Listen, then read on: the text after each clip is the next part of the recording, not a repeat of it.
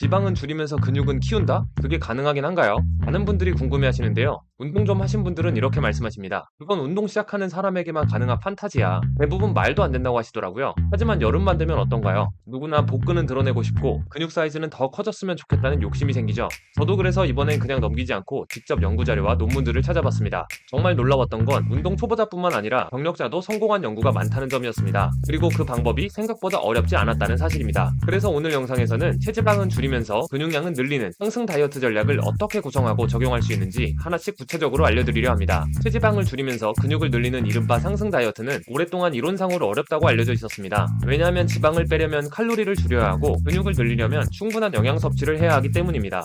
즉 살을 빼기 위한 칼로리 부족 상태에서는 몸이 필요한 에너지를 지방뿐만 아니라 근육에서도 끌어다가 사용하기에 지방과 함께 근육이 줄어드는 것을 자연스러운 결과라고 생각했습니다.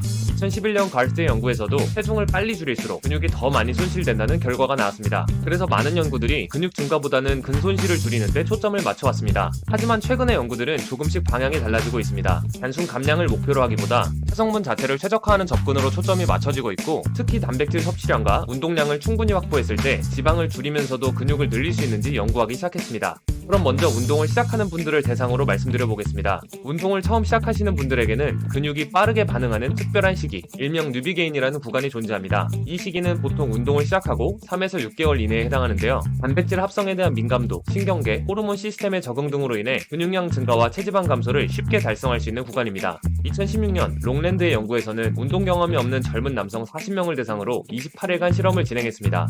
40%의 칼로리를 줄인 뒤 고강도 웨이트 트레이닝과 인터벌 운동을 병행했는데요. 평균적으로 4.8kg의 체지방을 감량했고 동시에 근육은 1.2kg을 증가시켰습니다. 근육량을 늘리기 위해선 충분한 단백질 섭취뿐만 아니라 규칙적인 운동이 필수인데요. 운동을 처음 시작하시는 분들은 신경계의 적응과 몸을 사용하는 메커니즘, 즉 기본기 습득이 가장 중요하기 때문에 과도하게 부위를 나누어 운동하기보단 전신 루틴 또는 상하체 이분할 루틴을 추천드립니다. 전신 운동을 하신다면 월, 수, 금 주 3회로, 상하체 이분할로 운동하신다면 월, 화, 목, 금 주 4회로 운동하는 걸 추천드립니다. 루틴은 너무 복잡하게 구성할 필요 없이 가슴, 등, 어깨, 하체, 복근, 기본 운동들로 구성하시면 됩니다. 꾸준히 운동하고 단백질만 잘 챙겨도 헬린이 기준 6개월이면 체형이 확실히 달라질 수 있습니다. 그럼 이제 운동점에 따는 헬창들에게도 이 상승 다이어트가 가능한지 알아보겠습니다. 먼저 NSCA의 공식 학술지에 실린 리뷰를 보면 수년간 웨이트 트레이닝을 지속해온 운동 경력자들도 두 가지 핵심 조건만 맞추면 지방은 줄이고 근육은 늘리는 바디 리컴포지션 전략이 가능하다고 설명합니다. 그 두 가지 조건은 바로 충분한 단백질 섭취와 체계적인 고강도 운동입니다. 그리고 이 주장을 뒷받침해주는 대표적인 연구가 있습니다. 바로 2015년 안토니오 박사팀이 수행한 RCT 실험인데요. 평균 2에서 5년 이상 웨이트 트레이닝을 꾸준히 해온 남녀 48명을 대상으로 8주간 실험을 진행했습니다.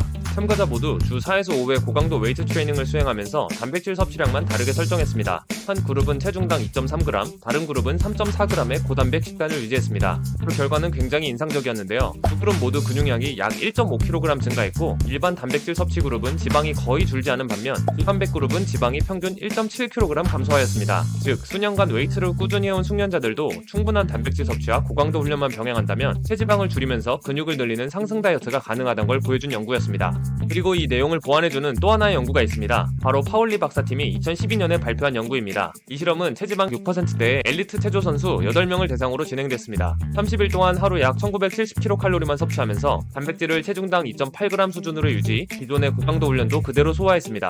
그 결과 체지방은 약 1.9kg 감소, 근육량은 0.3kg 증가했습니다. 이미 체성분이 거의 완벽에 가까운 선수들조차도 고단백 식단과 고강도 훈련만으로 체성분을 더 개선할 수 있다는 점을 보여준 실험입니다. 결론적으로 운동을 꾸준히 해온 헬스 경력자나 엘리트 선수들도 단백질만 충분히 섭취하고 훈련 강도만 유지하면 지방은 줄이면서 근육은 늘리는 바디 리컴포지션, 즉 상승 다이어트가 충분히 가능하다고 합니다. 그렇다면 이제 이 전략을 실제로 어떻게 나에게 적용할 수 있을지 구체적인 방법을 하나씩 정리해보겠습니다.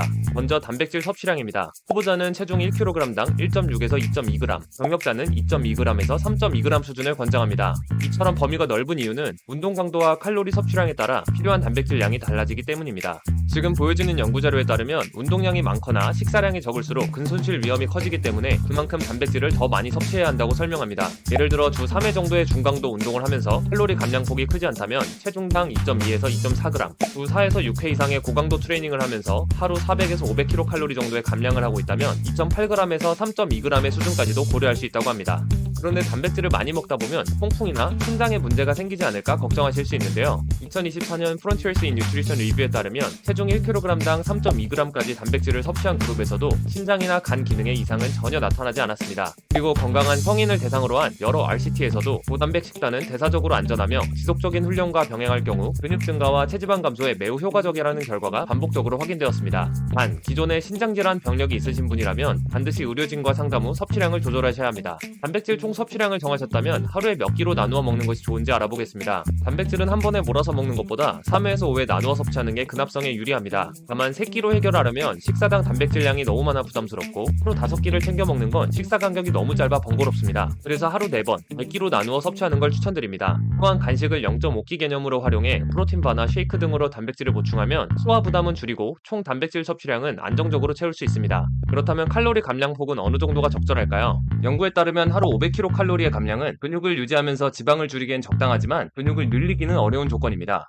반면 하루 200에서 300kcal 수준의 감량은 상승 다이어트가 가능한 수준으로 평가됩니다. 정리하자면 근육을 유지하며 지방 감량을 이루시려면 하루 마이너스 500kcal를, 근육을 증가시키면서 천천히 지방을 감소시키려면 하루 마이너스 200에서 300kcal 감량을 하시면 됩니다. 따라서 자신의 감량 목표와 몸 상태에 따라 칼로리 감량폭과 단백질 섭취량을 유연하게 조절하는 것이 성공적인 상승 다이어트의 핵심입니다.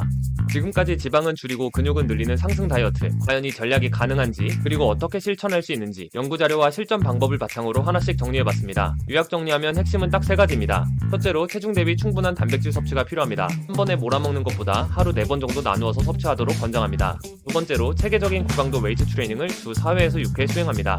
마지막으로 칼로리 감량의 경우 하루 마이너스 200에서 300kcal로 천천히 줄이는 것이 지방을 줄이면서도 근육을 늘릴 수 있는 가장 현실적인 전략입니다. 이 3가지 기준을 바탕으로 자신의 목표와 상황에 맞게 조절하시기 바랍니다. 저도 여름 휴가철이 다가오니까 복근도 한번 제대로 만들고 싶고 어깨, 등 근육도 조금 더 커졌으면 하는 생각이 들더라고요. 그래서 이번엔 그냥 살만 빼는 다이어트가 아니라 근육도 키우고 체지방도 줄이는 방법이 있을까? 자료도 찾고 논문도 뒤져보며 방법을 알아보게 되었습니다. 오늘 영상이 여러분들에게 도움이 되었다면 구독, 좋아요, 알림 설정 부탁드립니다. 저는 이만 복근 운동하러 가보겠습니다. 에비로라우가 행잉 레그레이즈를 하는 날이네요. 복근 함께 만들어 보실 분들은 가장 효과 좋은 복근 운동도 확인하시고 같이 복근 만들어 보시죠. 오늘도 시청해주셔서 감사합니다.